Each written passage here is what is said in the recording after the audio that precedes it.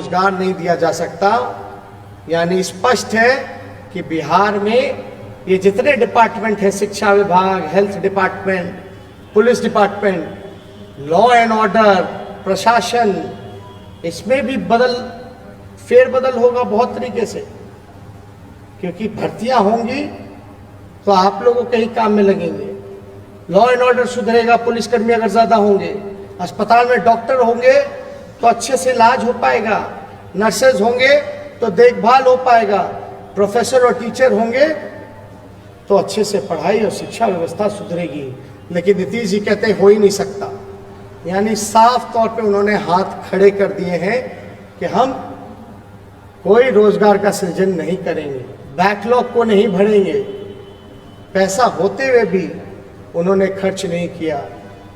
जोड़ तोड़ की राजनीति, लॉक स्टेट है, जमीन से घिरा हुआ है, फैलाव करने का कोई उपाय नहीं है। लेकिन उनको ये भी बताना चाहिए कि पंजाब हरियाणा भी लैंडलॉक्ड स्टेट है, वो भी जमीन से घिरा हुआ है।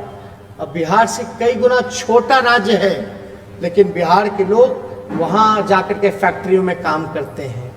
क्यों नीतीश जी? लालू जी जब रेल मंत्री थे तो उन्होंने मढ़ौरा में, परसा में, मधेपुरा में कारखाना देने का काम किया, तब तो बिहार में समुद्र नहीं था। तो इस बात को हम फिर दोहराना चाहते हैं कि नीतीश कुमार जी थक चुके हैं और बिहार उनसे संभल नहीं रहा। मैनेजमेंट करना चाहिए था। अब देखिएगा, पिछले कई सालों में मौजूदा एनडीए सरकार ने नौकरियां दी नहीं बल्कि छीनने का काम किया है। दी नहीं गई बल्कि छीनने का उन्होंने काम किया है।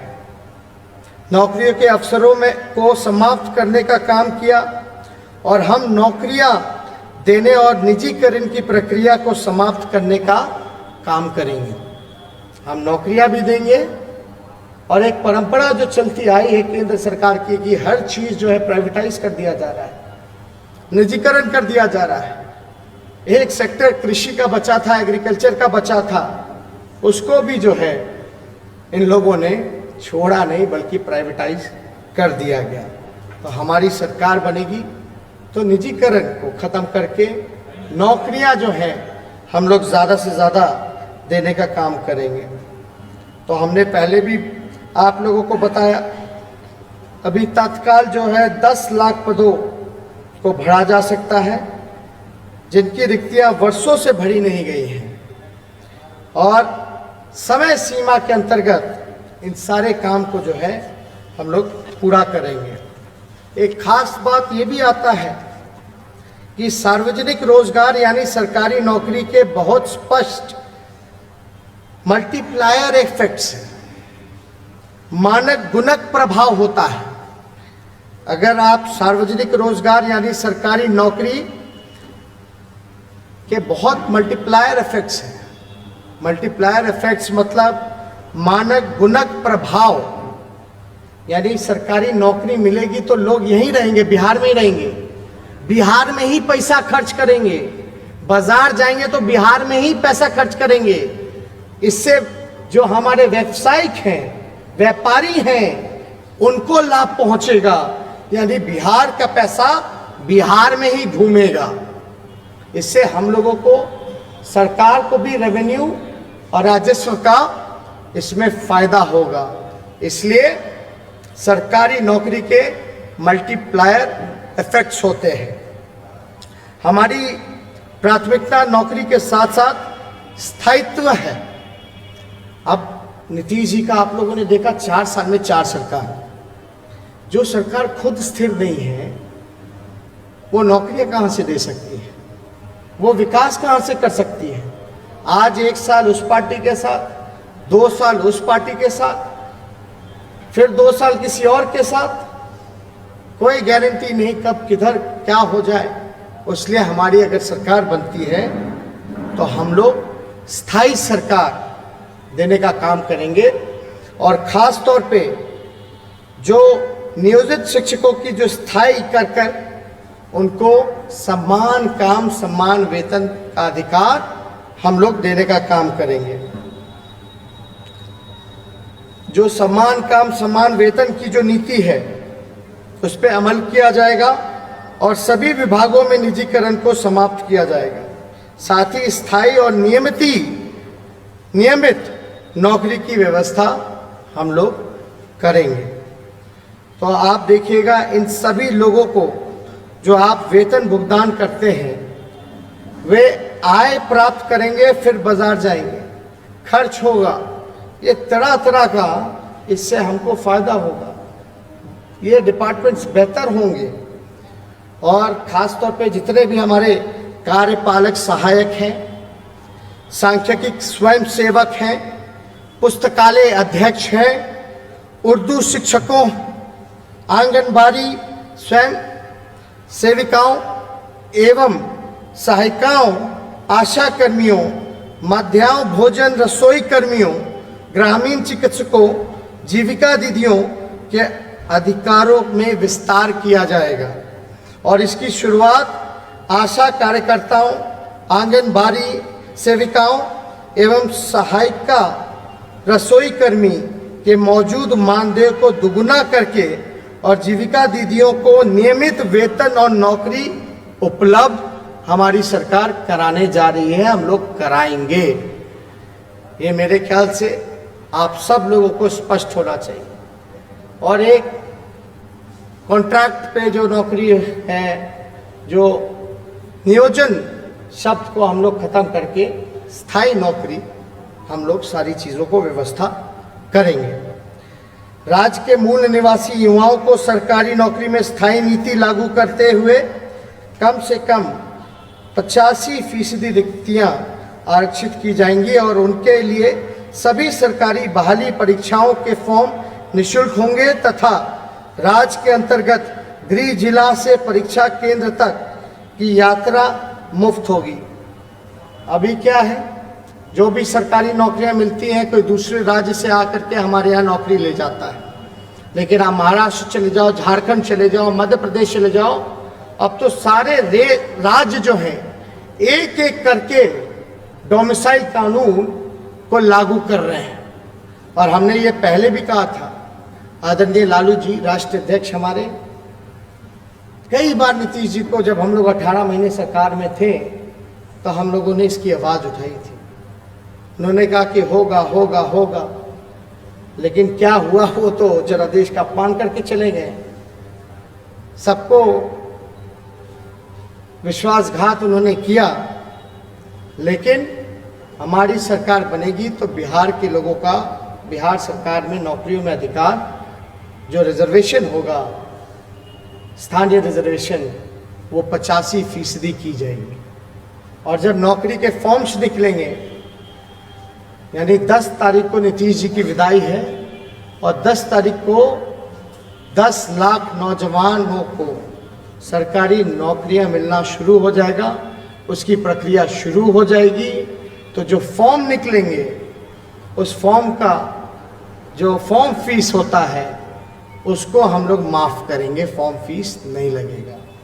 साथ ही साथ जो किराया लगता है परीक्षा केंद्र में जाने का, उन सभी को भाड़ा देने की ज़रूरत नहीं, वो सरकार उसकी व्यवस्था, महागठबंधन की सरकार उसकी व्यवस्था हम लोग जो है कराएंगे।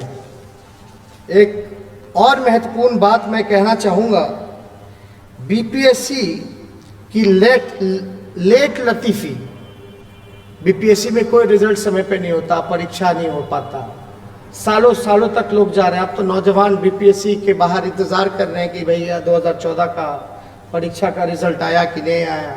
तो नीतीश जी ने, बीजेपी की सरकार ने लाठी मरवाने का काम किया। जो लेट लतीफ़ी है उसको दूर करने के साथ सामान्य वर्ग और आरक्षित वर्ग के युवाओं की उम्र की सीमा बढ़ाई जाएगी। जो समय बर्बाद करता है बीपीएससी लेट लतीफ़ी में, इससे तो कानून है ना भैया, इसने को इस उम्र के लोगों को, इतने बीच के उम्र के लोगों को ही सरकारी नौकरी मिल सकती है। अगर लेट लतीफ़ी बीपीएससी है तो भाई मेरा बिहार का मेरा भाई नौजवान क्यों भुगतेगा? तो जो भी हमारे सामान्य वर्ग के लोग हैं या आरक्षित वर्ग के लोग हैं, उसमें जो है उन युवाओं की उम्र सीमा हमारी सरकार जो है बढ़ाने का काम करेगी, बढ़ाई जाएगी।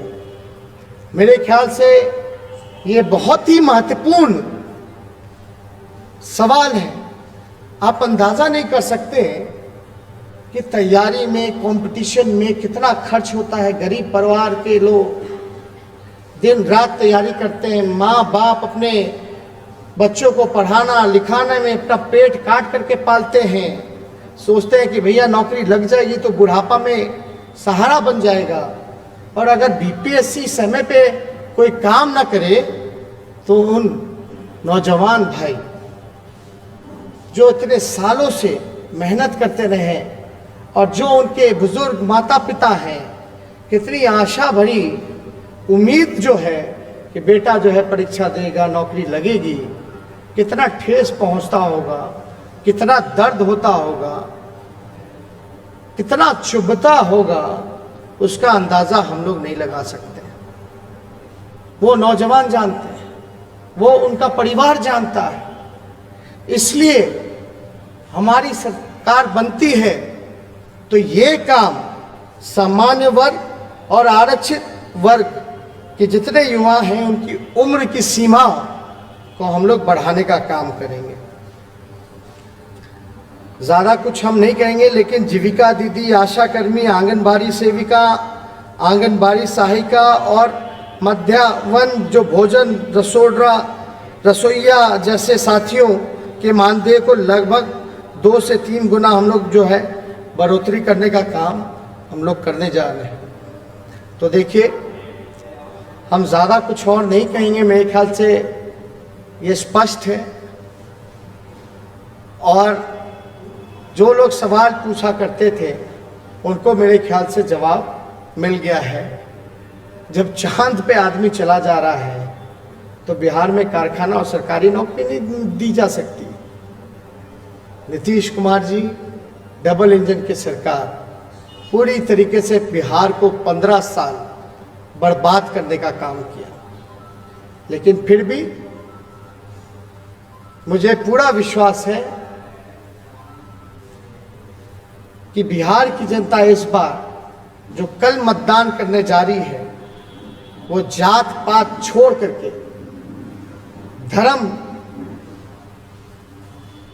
की जो राजनीति करते हैं, जो नफरत फैलाने का काम करते हैं, बिहार की जनता मुद्दे पे खड़े होकर के रोटी, रोजगार, नौकरी, शिक्षा, चिकित्सा, पलायन, गरीबी, भुखमरी,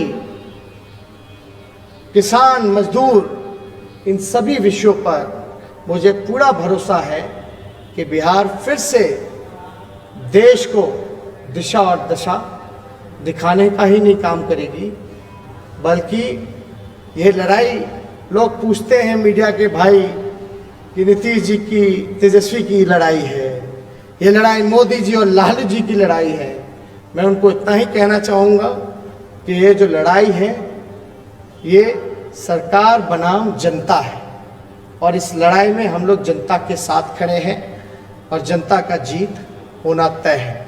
तो जितने भी हमारे पत्रकार भाई यहाँ उपस्थित हुए और जितने भी हमारे फेसबुक पे या सोशल मीडिया के माध्यम से जितने भी लोग हमें सुन पा रहे हैं, देख पा रहे हैं, आप सब लोगों को हम धन्यवाद देते हैं, स्वागत करते हैं। और मुझे पूरी उम्मीद है कि आप अपने वर्तमान को और अपने भविष्य को सुधारने के लिए मत का प्रयोग करेंगे, बेहतरी के लिए करेंगे। लेकिन कुछ लोग लगे पड़े हैं कि जात पात हो जाए, कुछ लोग लगे पड़े हैं कि धर्म के नाम पर नफरत फैलाया जाए। इन सब चीज़ों से अलग उठ करके बिहार को महान बनाना है, आगे ले जाना है। और हमने तो पहले भी कहा, हम ठेठ बिहारी हैं, जो कहते हैं वो करते हैं, और हमने जो कहा है वो ज़रूर करेंगे। और हमने तो नवरात्र में जो पूजा की, कलश की स्थापना हमने की, कलश का स्थापना करने के वक्त संकल्प लिया जाता है, हमने संकल्प लिया है। बस एक मौका बिहार की जनता हमको देगी तो 10 तारीख को बाद 10 लाख रोजगार लोगों को सरकारी नौकरियां मिलने की प्रक्रिया जो है वो शुरुआत हो जाएगी। बहुत बहुत शुक्रिया सभी साथी जो जुड़े हैं, और ये नौकरी संवाद हमको लगा कि एक महत्वपूर्ण पहल है जो लोगों तक बातें जानी चाहिए। हम विपक्ष में होकर भी सवालों का जवाब दे रहे हैं, लेकिन कुछ लोग सत्ता में बैठ करके मुंह चुराने का काम कर रहे हैं, मुंह फेरने का काम कर रहे हैं। इन्हीं चंद शब्दों के साथ आप सब लोगों को धन्यवाद। जय हिंद, जय बिहार।